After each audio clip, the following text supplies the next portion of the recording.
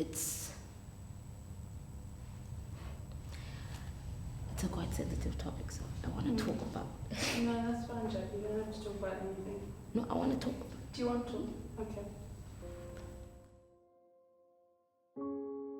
My name is Olwe Tumanzi, and this is how I feel this morning. I'm scared. I feel scared. Very sad and then scared. I'm scared. I'm scared of men. Because every time I read the news, a child has been raped, a woman has been raped, murdered somewhere. I'm scared. For my little sister who's only 12 years old. How do I teach her to protect herself? Do I buy her a gun? If I related to my assault, a gun in that situation, you don't have a gun when you're surrounded by your friends. Realizing that every morning my daughters are being dropped off at daycare and a man opens the gate, a man closes the gate, a man is basically responsible for their safety while I'm at work. At the same time, I have to work as a mother. I'm scared. For my frail and old grandmother who lives alone. Again, how do I teach her to protect herself?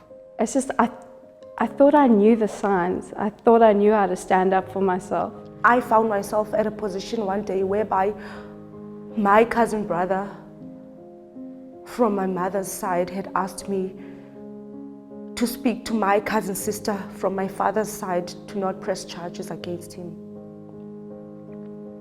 That to me was inhuman. All that privilege that I've had, all that education, did not prepare me for the real thing. And we do not belong to any man. Our mothers kept quiet.